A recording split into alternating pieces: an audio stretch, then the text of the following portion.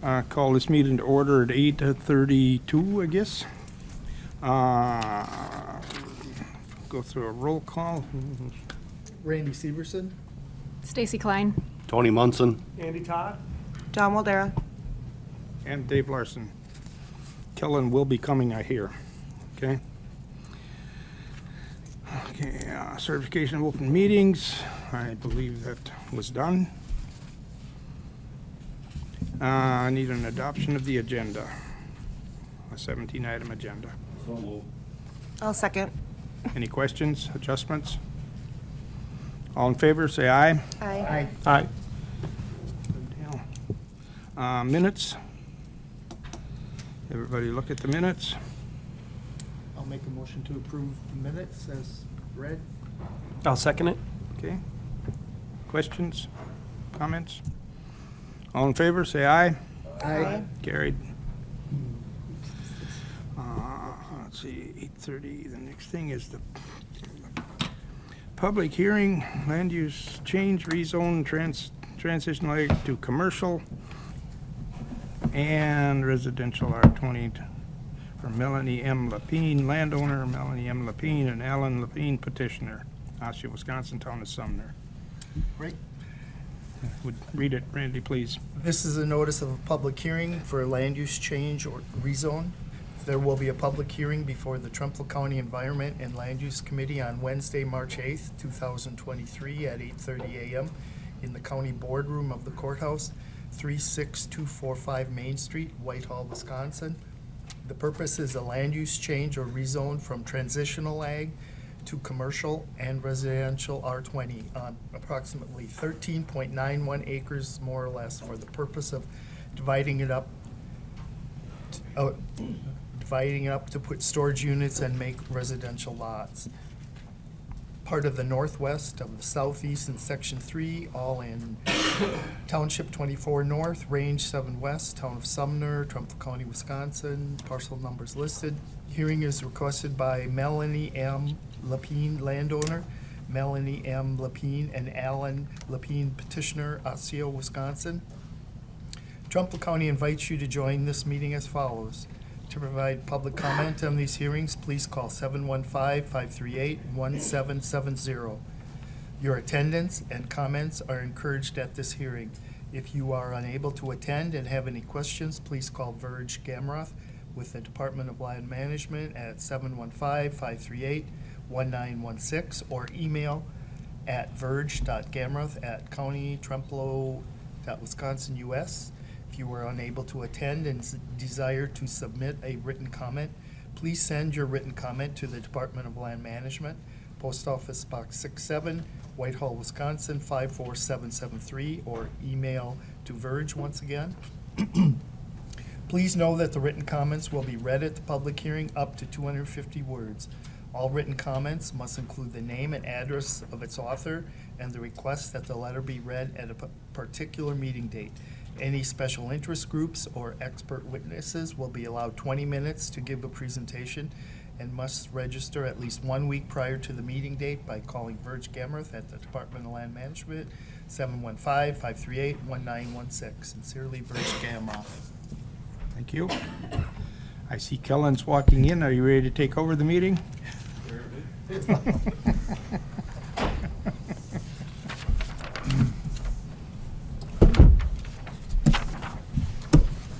Thanks, Doug.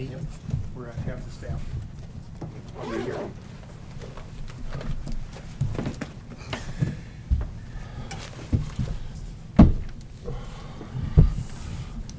Where are we at? Just read the Notice. Yep. I apologize for my tardiness. Okay, so we have, staff has read the notice, or was staff? Yeah. Would you read that for me, Verge? Well, Randy read the public hearing notice, so I got Read my the- comments, so. Yep. Good morning, everyone. Alan Lapine is present. I don't know if you want to have a seat over here, Al, at the end of the table. As was mentioned in the notice, the rezone is from transitional ag to commercial and R20 on 13.91 approximately acres. 3 lots, as you can see by the map that's up here on the screen, 3 lots will be R20 and the 840 will be for commercial storage units. Letters were sent to all adjoining landowners, and it was published in the Trempealeau County Times on February 15th and February 22nd. I received no correspondence for or against. The current zoning is Trans-Ag.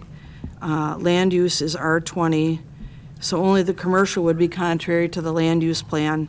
However, storage is a very compatible use with R20 zoning.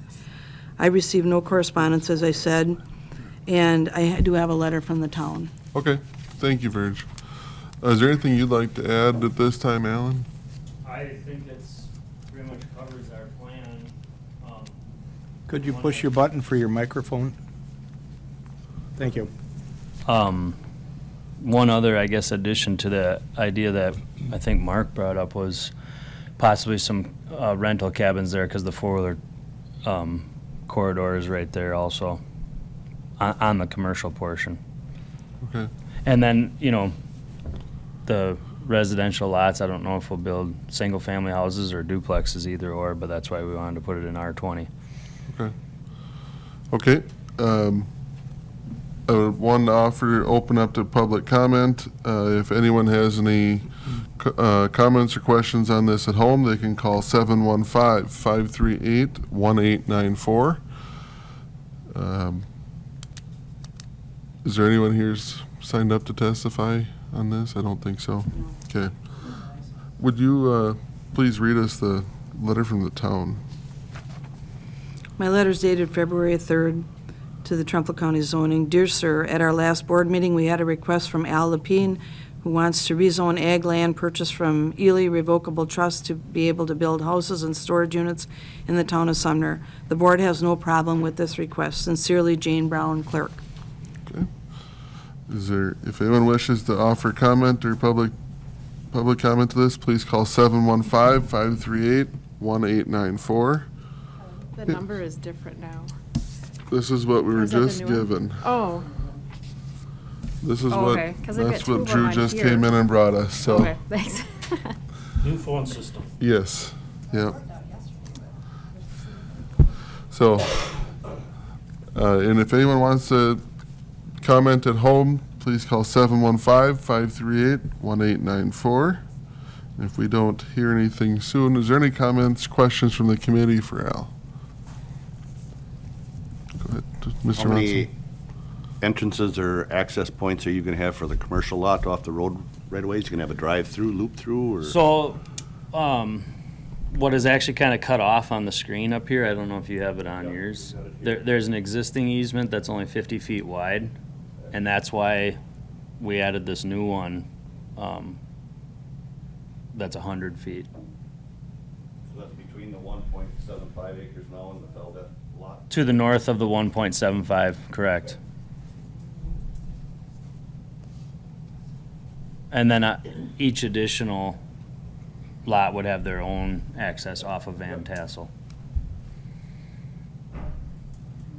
So there would be a road or something that would loop or something, or are you just gonna have two separate driveways potentially? I guess it was my understanding that we could still use the existing road Yep, because it's grandfathered in, but then the way this is set up, you know, we still have the 100-foot easement if we built a new road in there. So you will not be coming out on double N, it'll just stay on Van Tassel? Well, yeah, correct, because the four-wheeler corridor Yeah, you goes wouldn't- in between double N and the property. Yes, correct. Yep, so everything would come off of Van Tassel driveways. okay. Well, hearing the phone not ringing, I'm gonna close public comment at 8:42. I'd entertain a motion from the committee. Okay, first by Klein, second by Larson.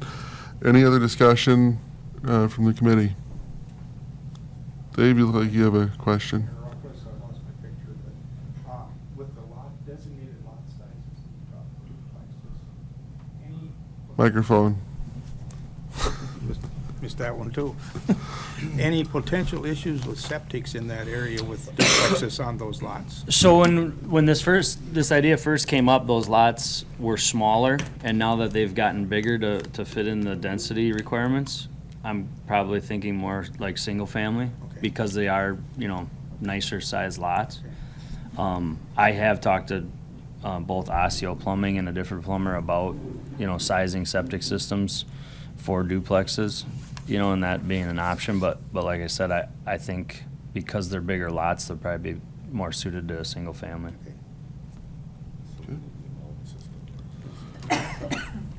Any other questions, comments from the committee? Hearing none, I'll call for a vote on approving this. All in favor signify by saying aye. Aye. Opposed, same sign. Motion carried. So we will move, next step for you will be to send this to full county board for approval, and that will be on the 20th this month. So no need for you to be there. You can if you'd like. Okay, thank you. Yep. I just want to clarify. Uh-huh. That's Melanie's. Do you want mine on there too? So at this point then, we'll move on to item number, I think it's 7.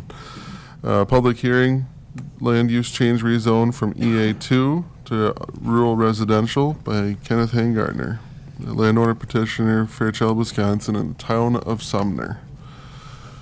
I'll call the hearing to order at 8:44. And Randy, would you read the notice? Yes. This is a notice of public hearing for a land use change rezone. There will be a public hearing for the Trempealeau County, before the Trempealeau County Environment and Land Use Committee on Wednesday, March 8th, 2023 at 8:35 a.m. in the county boardroom of the courthouse, 36245 Main Street, Whitehall, Wisconsin.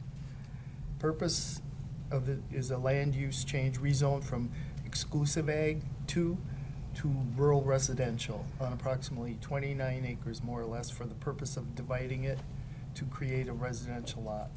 Part of the southwest of the northeast in section 24, all in township 24 north, range 7 west, town of Sumner, Trempealeau County, Wisconsin. The parcel numbers listed. Hearing is requested by Kenneth J. Hangartner, landowner petitioner, Fairchild, Wisconsin. Trumpealeau County invites you to join this meeting as follows. To provide public comment on these hearings, please call 715-538-1894. Your attendance and comments are encouraged at this hearing. If you are unable to attend and have any questions, please call Verge Gamroth with the Department of Land Management at 715-538-1916 or email Verge at verge.gamroth@county-trempealeau, Wisconsin, U.S. If you're unable to attend and desire to submit a written comment, please send your written comment to the Department of Land Management, Post Office Box 67, Whitehall, Wisconsin, 54773, or email to Verge once again. Please know that written comments will be read at the public hearing up to 250 words. All written comments must include the name and address of its author and the request that the letter be read at a particular meeting date. Any special interest groups or expert witnesses will be allowed 20 minutes to give a presentation and must register at least 1 week prior to the meeting date by calling Verge Gamroth at the Department of Land Management, 715-538-1916. Sincerely, Verge Gamroth. Thank you, Randy. At this point, too, if anyone at home would like to offer public comment, I'm going to give out the number. It is 715-538-1894. Verge, would you be willing to give us an overview of our hearing? Sure. I'd like to acknowledge Kenneth Hangartner and Levi Nelson, who are present. Did you want to have a seat at the table, or? Okay, as the notice said, they want to rezone 29 acres from exclusive ag 2 to rural residential. The letters were sent to all adjoining landowners and published in the Trempealeau County Times on February 15th and February 20th. I do have a letter from the town, and I also did get a call from a neighbor, which I can tell you about later. The land use plan calls for it to stay in exclusive ag 2, but to meet the density requirements to allow for the house lot, it would need to be rezoned to rural residential. And if this is approved, it'll go to full county board on March 20th. Okay. Again, if anyone wishes to call in, please call 715-538-1894. And I assume we have not had anyone registered to testify today. No, you don't have anything, No. Okay. So that being said, would you read the letter from the town and any other. I have a letter from the town of Sumner dated February 14th. Trempealeau County zoning. Dear Sir, at our last board meeting, we had a request from Levi Nelson and Mr. Hangartner, owner, who want to rezone ag land to build a shed and eventually a home in the town of Sumner. The board has no problem with this request. Okay, thank you. If anyone wishes to call from home, it's 715-538-1894. And you said you had correspondence with one A neighbor. Yeah, I received a call from her on February 22nd. Jan Walker called. She is a neighbor to the west. She is out of town right now and was wondering how many homes were going to be placed on the area. I told her Mr. Hangartner was selling acreage for just one home, and she stated she was okay with that and said she might send some comments via email, but I haven't seen anything. Okay, all right, thank you. Is there anything you guys would like to add thus far? Or pretty well got it covered so far? Okay. Okay, if anyone wishes to call in, there's kind of last chance, 715-538-1894. Does the committee have any questions at this point in time? Comments?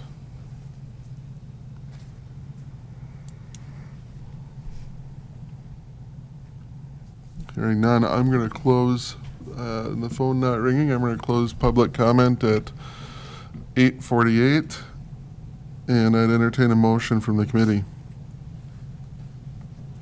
Motion to approve. First by Larson, Second. second by Klein. Any discussion? Questions? Looks pretty simple. Okay, I will call for a vote. All in favor of approving this rezone, say aye. Aye. Opposed? Motion carried. So we'll send this to full county board and know something on the 20th.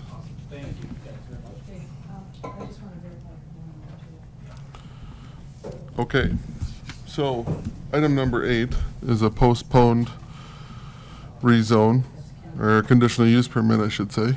I do not see any of those parties here. Mark? No, I was update? contacted by US Cellular last week via email, and they kind of want to postpone any discussion or the rest of the hearing till the April meeting. They said their lawyers were ironing a few things out, and then unfortunately, Miss Janice Fink has passed away, and I don't know how that's going to affect all this right now. But right now, it's US Cellular, just wishes to address it in the April meeting. So do we- Motion to postpone till the April meeting. Okay, thank you. Motion made and seconded. Any further discussion? All in favor, say aye. Aye. Opposed?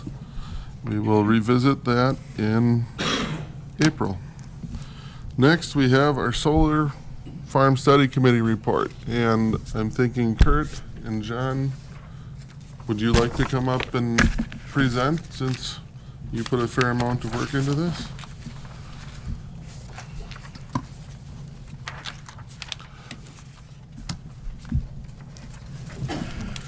Good morning, everybody. My name's Kurt Motor, and I'm a local resident who is part of the committee and working with this, and really enjoyed the experience, learned a lot in the process.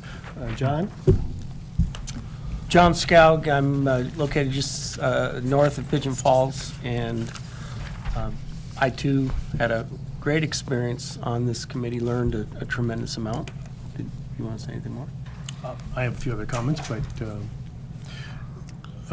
I'm only been in the area about 4 years, but I'm married to Carol Anderson Motor, and she's been a lifelong resident of Trempealeau County and things. We have a place just outside of town, southwest, about 5 miles, little place out there, and we've had a solar collector on there for a number of years and geothermal system. We get along very well with it. So a little background. John and I both have a little background on the topic, which is what made us become interested in working with the committee. We, as a committee, we did a lot of work trying to source a number of pieces of information from different entities so we could be educated and informed as much as we possibly could. And that's what we put into the report that we gave to everybody. A lot of help from Mike on this as well in some of the documentation that we gave you.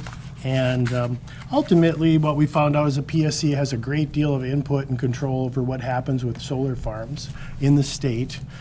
But that we did learn that we would, as a local entity, be able to have some input in the process, especially if we'd encourage early meetings between the solar farm developer, the landowner, the community, the government entities involved.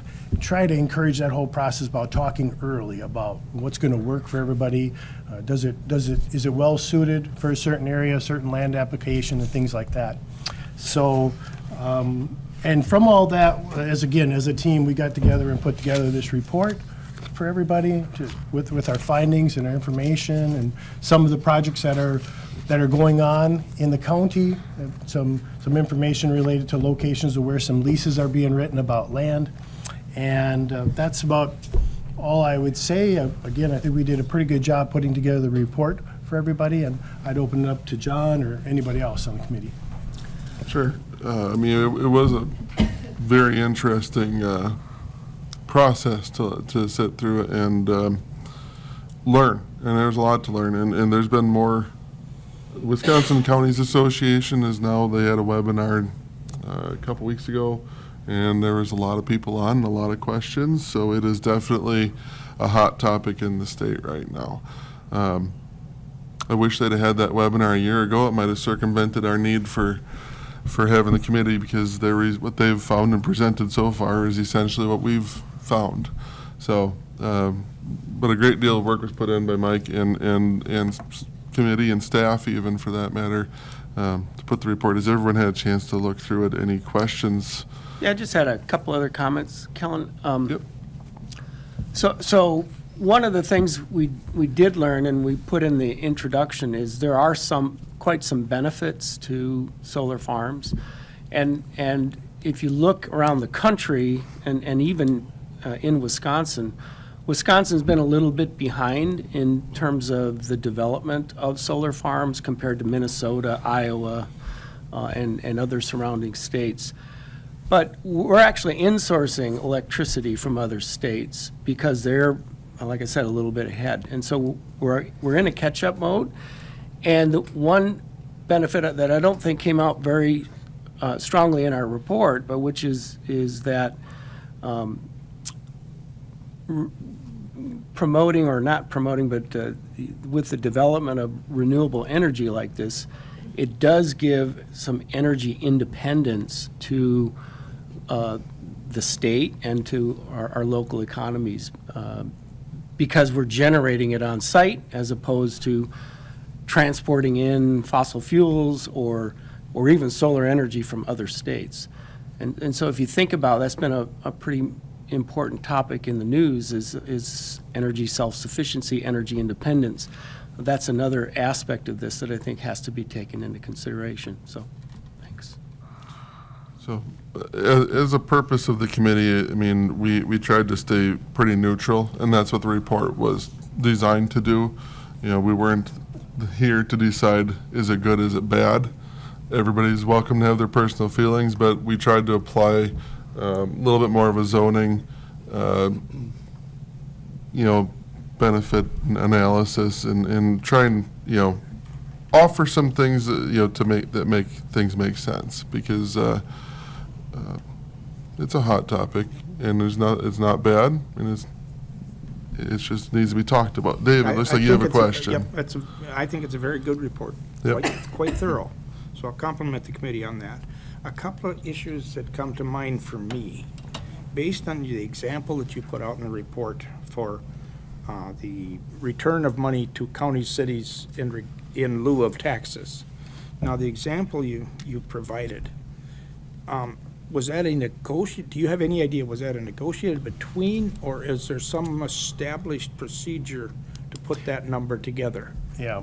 My understanding right now is that is regulated by the state, what that revenue sharing process is. Okay. So But the there state is set But that there up. is an established procedure now That's what we found out at this point. Because, Yep. just it's quick numbers, this compares to approximately $300 per acre Correct. revenue rather in lieu of Correct. taxes, which is, Substantial. I don't know of any land around here that's taxed at $300 a year. Yeah, it So was. that would be an improvement. That is If correct. that's the case, but was the guarantee there? That's what I was looking for.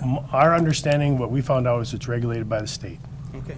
Now, one other caveat on that. Well, and it is in the operating contracts that are established, the rate that they will reimburse for, what is it, the per megawatt is Per the way. megawatt, yeah. Correct. This example showed $4,000 per megawatt, which takes approximately 12 acres to generate.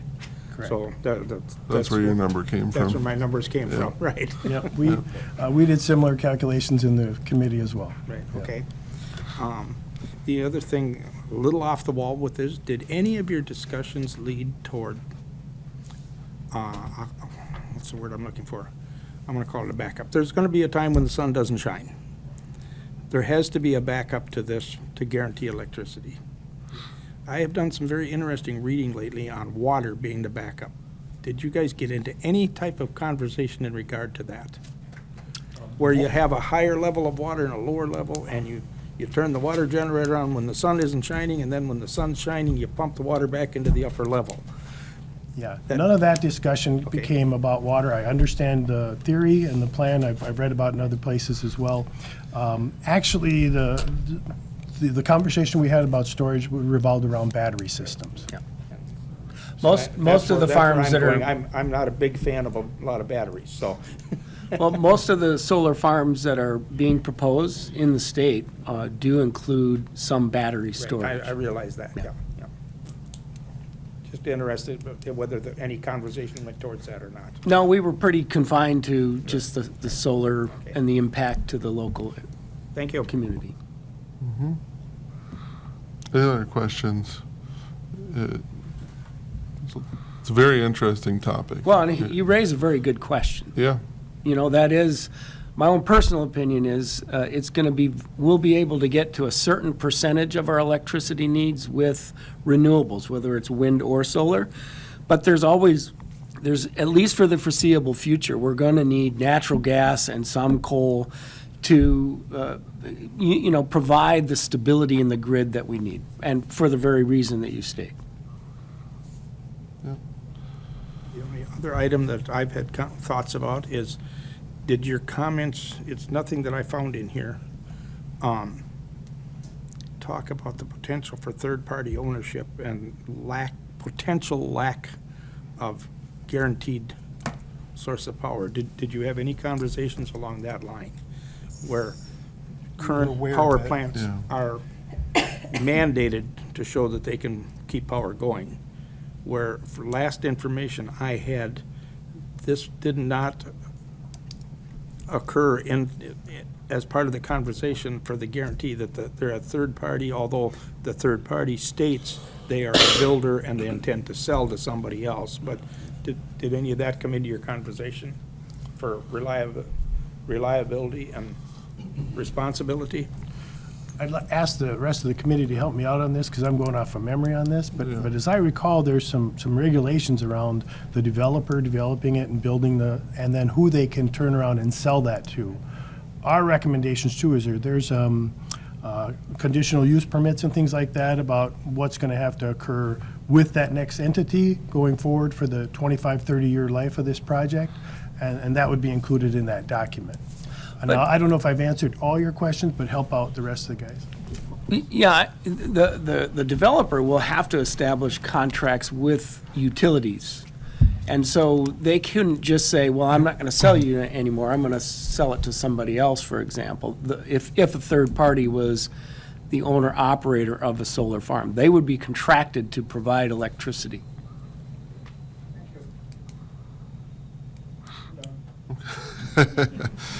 good questions. Actually, yeah. So, any other, Kurt, something else? Just one other point is, I think we tried to put as many teeth into this recommendation for the board as we could. living with the idea that the PSC has quite a bit of input on this whole process as well.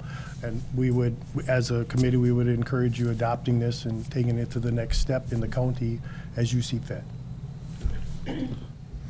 Don? Just to clarify for myself, do I understand then that the PSC has authority over any solar farm that has 100 megawatts or more? That is So we are only talking about under 100 megawatts that we would regulate and not homestead. So homesteads were not something we tried to regulate. Personal solar arrays, that would fall into something different. We were looking at the commercial side, and you could, a commercial could be 10 megawatts or it could be 200. Once it crosses that 100 megawatts is when the PSC has sole control over conditioning, I guess you could say, and setting what kind of stipulations they have with that. And that is, if you look at our recommendations, I think we kind of were looking at what we would like to see the PSC adopt is workable. We tried to make, take our setbacks, for example, from non-participating landowners, tried to make them something that could be followed and wouldn't be considered punitive or difficult to follow, because if it's difficult, they're more likely to say, well, we don't have to do it. We're going to do what we want, and we only have to be 10 feet from, stuff like that. So we tried to make it so it was like, well, this is reasonable, there's good reason why it is this way, and have some consistency with it. Try to make it workable, but the document definitely is designed for commercial, I would be the way I would state it.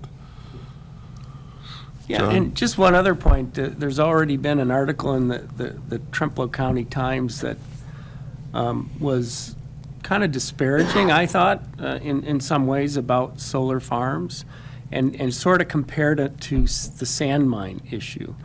And while there are parallels to, the discussions between sand mines and landowners and considerations for adjoining property landowners, I think the big difference between sand mines and solar farms is the sand mine industry, as we all learned, it's like any mining, it's boom and bust. And when it goes bust, the bottom falls out. For these solar farms or renewable energy in general, it's a 25 to 30 year source of income for the landowners as well as the local government. So I think that's a huge difference that people need to keep in mind. Not to mention the fact that you're not destroying the land as a result of the construction that goes on. I think the sand mine comparison is more fair than you say, but and it has just to do with the neighboring property owners. That's the only reason I say that. If you sat here, and I didn't sit here for the sand mine hearings either, my dad did. I'm sure they said the same thing about them. They're going to be here for how long? I agree, they're boom or bust, and that's the way it is. I don't know that this is different. I believe you're probably right. This will be here longer, but there's no guarantees, and they aren't offering any guarantees as to how long this will work either. But that's beyond the point of their scope today. Yeah. With this whole thing, that goes to personal beliefs and things. And I don't disagree with you, Kellen, about the issues are parallel with adjoining landowners and the things that we Right. tried to address in the Right. report. That's what we tried to do. Yeah. Yeah. So, Stacy? Because I know, well, I'm in the town of Trempealeau, where if you look at the map, there's You got a lot few there. around you. But do you think, and I'm kind of going back over, or maybe I missed it, but would we ever get into a place where we would need to maybe restrict how much land in a certain municipality is used? Well, so it's a great question. We don't have any authority to restrict that. Okay, yeah. That's. Because it sounds like they just hit the checklist and then. And not to make it sound like this is easy for the solar companies. There is an extremely lengthy process where this goes for approval, and they put a lot of work into it. There's no doubt about that. They do all their due diligence per what they're required to do. But as far as only allowing so much per municipality or something like that, that doesn't exist, and I don't know that you would get it to exist, unfortunately, or maybe fortunately. Yeah, it was a targeted area, they knew, because of the transmission lines. So. Yeah, that's a key sighting. There's a bunch going in around Portage County, and the reason is there's transmission lines. Good access. And if you look at, actually, each one of the clusters is what I would call them in our county. Yeah. You can see the reason why they're looking at that site. I get it. Yeah. Transmission, substation. And that all translates to bottom line for them. Yep. Yeah. And it makes sense, so it's the way it is. So, any other questions, comments, discussion? Because it is good to discuss it, in my opinion. Yeah, and Especially those amongst the committee or people, ELU committee who haven't been digging into it as long as the rest of us have. yeah, I'll just reemphasize one point that Kurt did make, which is, getting in early and being a partner in this and very collaborative is the way that you can have the influence that I think, to make the project as amenable to the local communities as possible. Yep, Agreed. I agree with that. Question? Is this committee going to stay in existence? Is that an ongoing committee, or?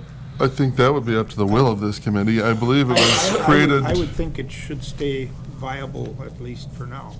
The resolution said once the report is submitted, it's done. So It's done. Okay. it's the- I don't. It meets the purpose of the I of the don't. original resolution. Yep. I don't, excuse me, I don't know what else the committee could or would be able to do beyond study. We were set up to study. We've done that. We've got recommendations to move forward. Beyond that, it goes beyond what more than likely even the county can do. The only thing that I could see is if after we, get into living with the arrays for a while, there might be a need to amend or revisit. So that would be something we'd probably have to do at county board then, if we would. And I am not opposed to keeping this committee in existence and not necessarily meet regularly. What's your thought? Well, I think there is an opportunity to update our ordinances for solar farms under 100 megawatts. That probably should be updated. You think that should go to the solar committee, or should it be done within ELU? I was thinking ELU, but there's more than one way to do things, so. I mean, it could be such a thing. I'm going to throw this out, whether it's workable or not, but I mean, if our solar committee members would like to come and participate at ELU, I mean, you guys have put a lot of work into this in time.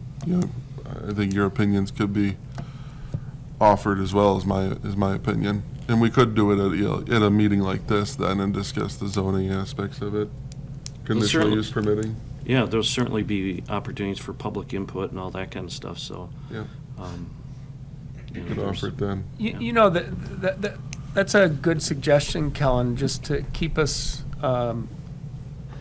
maybe address the less than 100 megawatt. But during the next year, I guess, we're going to see the Trempealeau proposals develop and advance. And so just staying in touch on what those discussions are looking like might also be another topic we could consider in the future. But Sure. Yeah. And I would say I'd be interested in continuing to contribute if Sure. You're interested in having me. And Virgil did a great job on keeping us in the loop and communicating with us on all the different meetings and things, and I really appreciate that. So Yes. keep me in mind. Yeah, I think we can absolutely do that. Tony, you have your mic on. Comment, question? The only question I would have, it's my understanding that the PSE only has to notify of a public hearing at the library. Is there some way we could make it so it'd be a little more public to the county as a policy for 3 places like our conditional use permits need to be, or Yep. run in the paper for 2 weeks so I'm more with public ya. knows that? I would like to see it be a little bit more. I believe that notification includes the town government in which the farm is going in, so it's So, not just the The library. town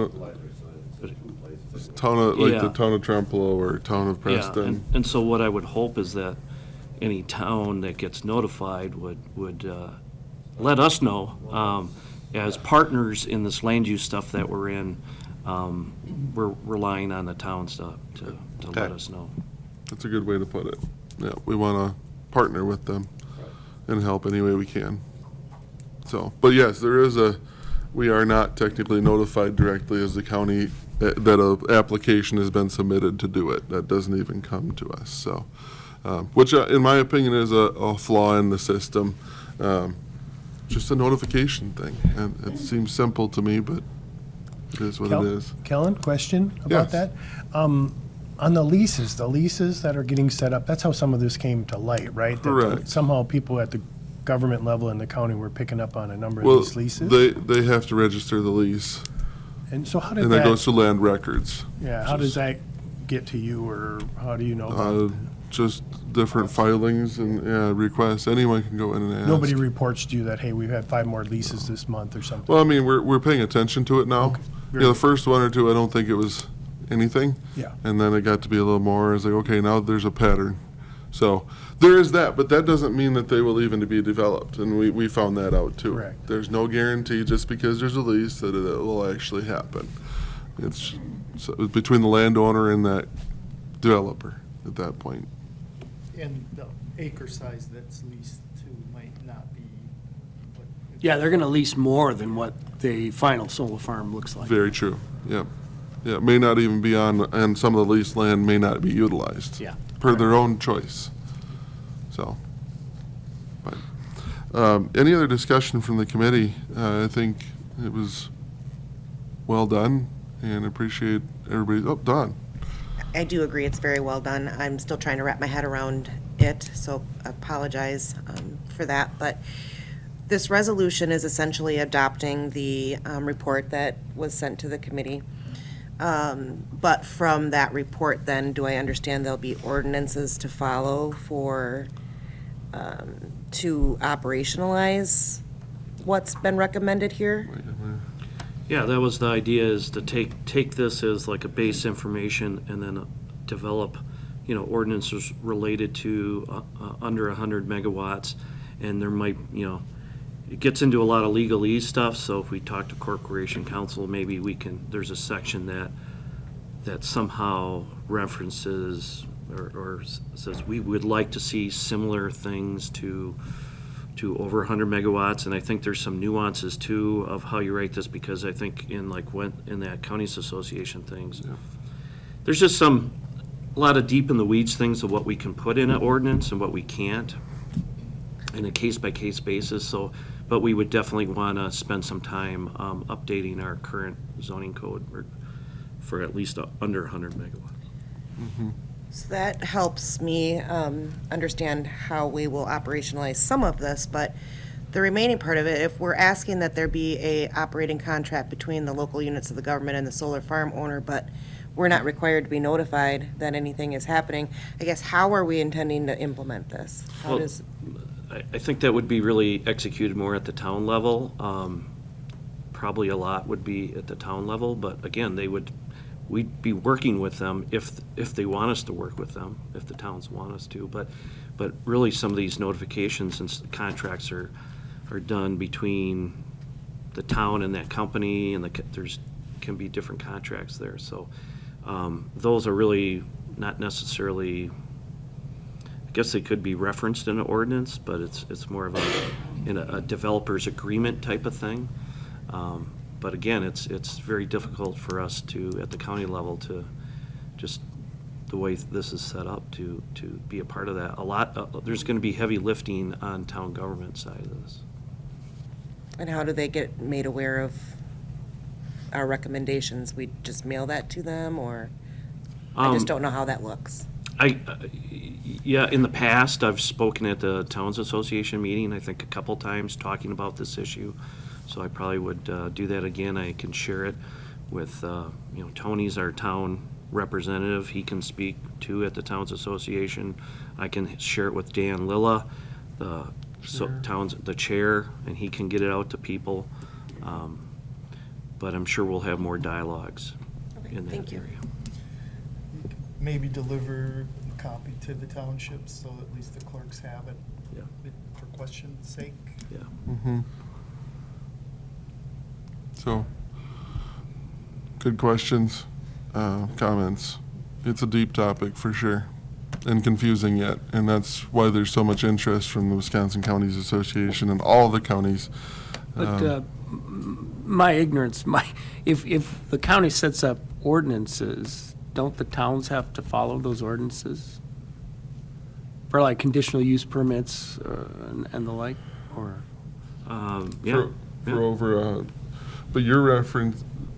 I was just going back to Don? Dawn's question, you know, and you said you can set up ordinances, but it almost sounded like, well, if they want us to work with them, we'll help, but they still have to follow any ordinance you set up? Right, right. Okay, okay. But developers' agreements are a different breed of cat than an ordinance. Okay. Oh, I see. Yeah, and would it be fair to say that, you know, we're at this point talking about over 100 megawatts? So then the PSC rules supersede whatever Correct. conditional use permitting we put on. If it's under, yeah, it's a different scenario entirely. And I think it's one thing to do a report, it's another thing to write an ordinance and have corporation counsel look it over and really give it its legal due diligence. When we get to that level, it's just a whole different level of detail. So. I think that's next step then. Right. So, I guess at this point, what are the wishes of the committee? We'll approve this report. Do we want to see, do we want to begin working on the conditional use permit process, you know, working through our ordinances regarding 100 megawatts and under, or under 100? How do we want to proceed as a committee on this? There's still work to be done, there's no doubt about it.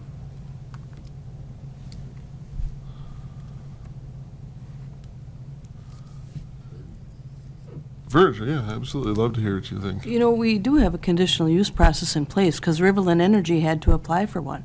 Sure. It's for under 100 megawatts.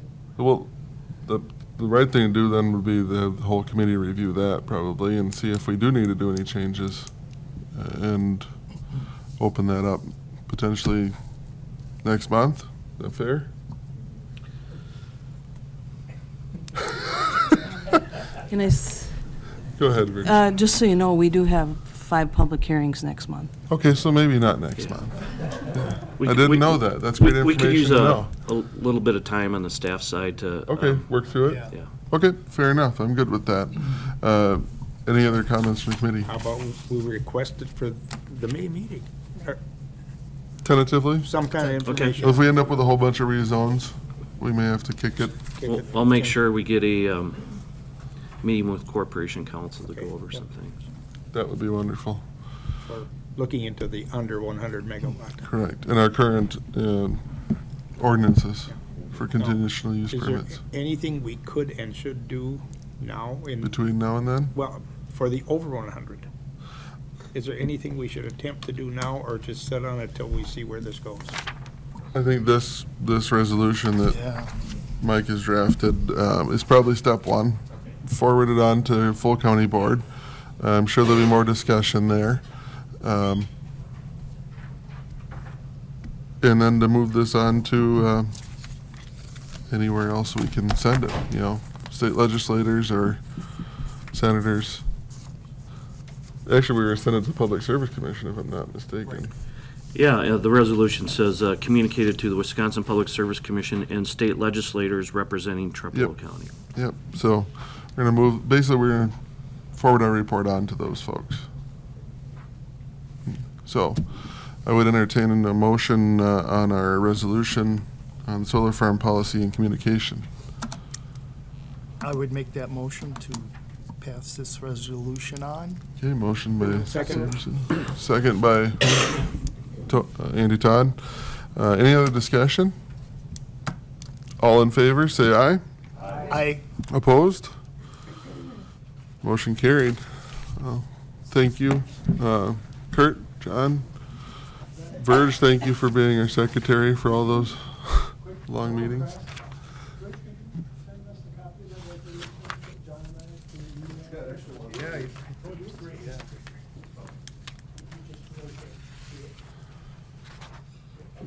More in the back. Okay. Okay, So, with that, we will dig into item number 10, our residential public utilities zoning district discussion, possible action. Mark, you look excited.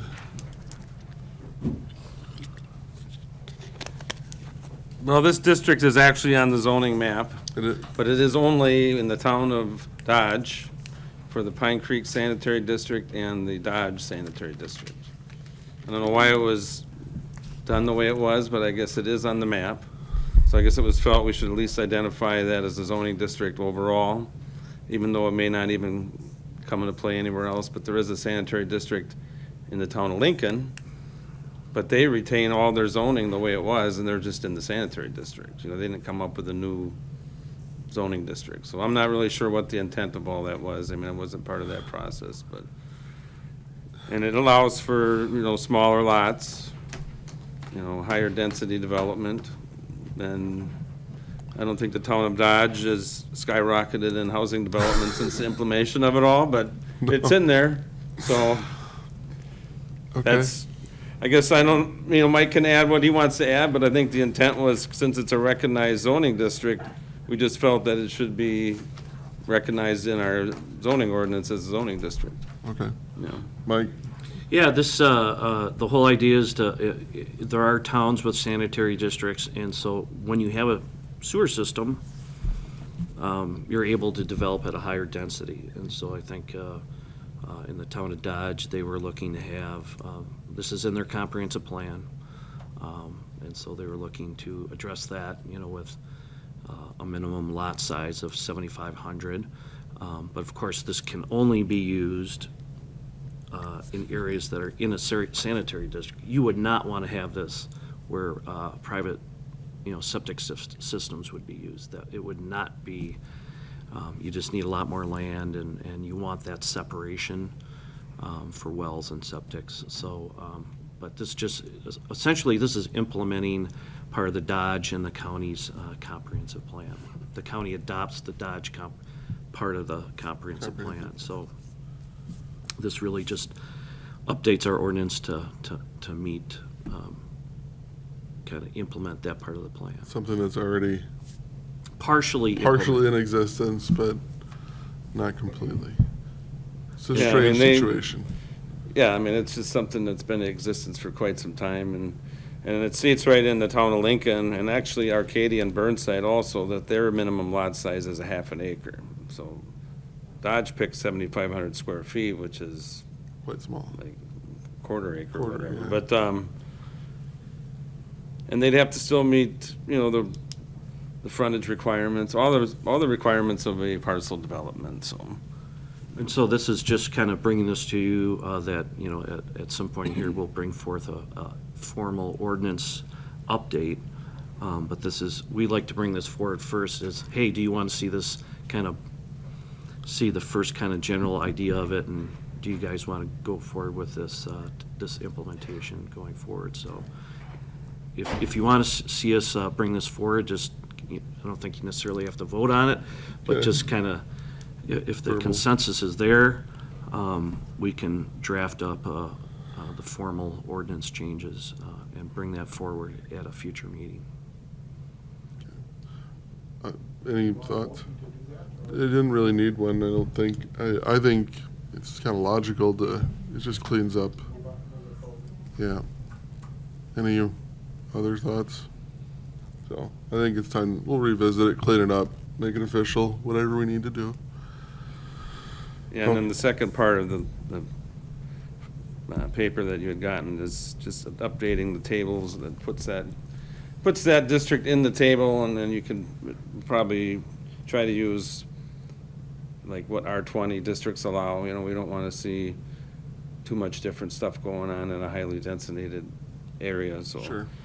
That's what the bottom part of that form is that you've gotten with your stuff, so. That would be my question, is for the future growth or whatever, how do we protect or disaffect that or whatever, and that's, Okay. So, I think that sounds good. We'll keep moving that forward. Bring it forward when you're ready and/or meeting makes sense. Yeah. Let you guys use- April will not make sense. Okay, fair enough. Fair With enough. 5 public hearings. Don't need to add another one. No, we don't. Okay, so, item 11, review the county uniform dwelling code ordinance discussion, possible action. So that's something we have been working on for some time. No? I thought Rick might be down here with some case law answers regarding definitions of Sizes or? accessory buildings. But one thing I did find out from our building inspector is that with accessory buildings, if you have a pole building, a pole barn, there's nothing in the UDC code that addresses pole construction. You know, you can still have an engineer can design a pole structure, but there isn't Any, design standards for pole buildings in the Uniform Dwelling Code. So when we, you know, there'd have to be, you know, so that type of construction kind of really doesn't get, you can, anything. if you had an inspection on it, it doesn't seem like, according to our inspector, that there's not, it's just not inspected like a regular Home, stick home built.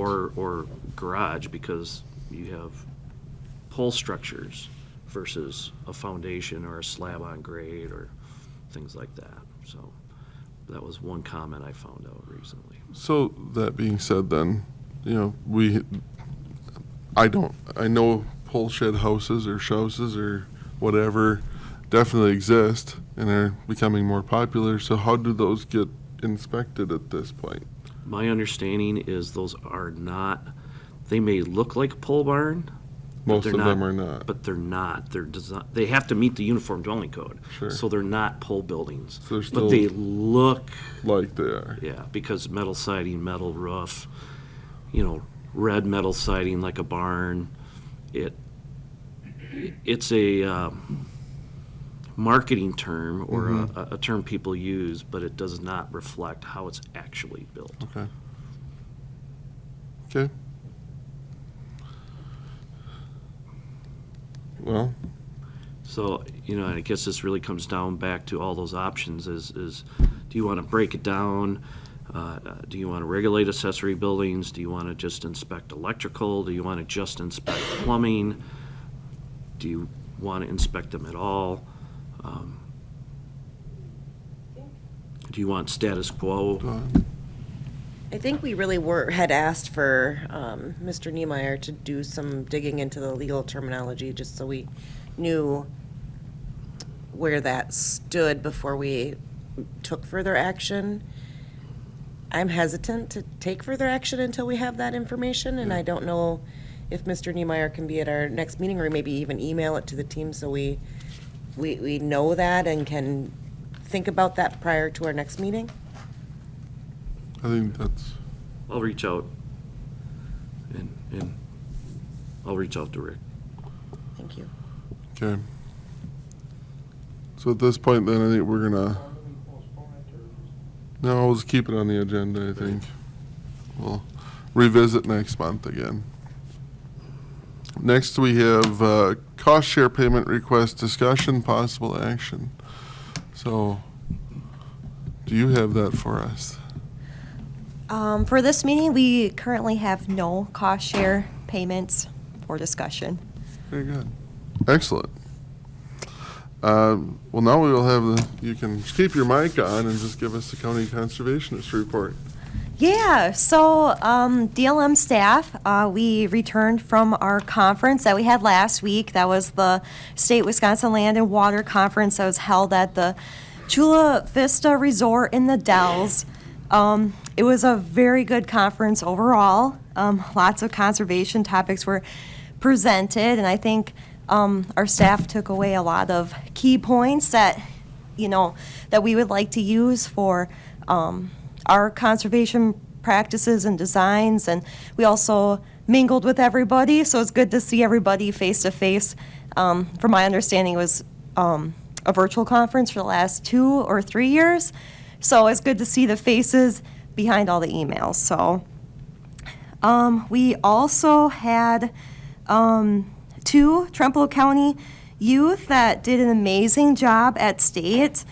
So they had the state conference had a conservation awareness and speaking contest, and both Katie Buttman and Charlie Thompson took second place at state.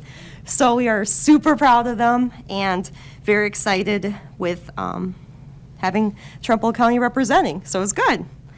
Also at the conference, Haley, she gave a presentation about our online ordering for the tree and shrub program. And to go with that, the quick update on our tree and shrub program, we have a total of 193 orders and 14,607 individual trees that were sold.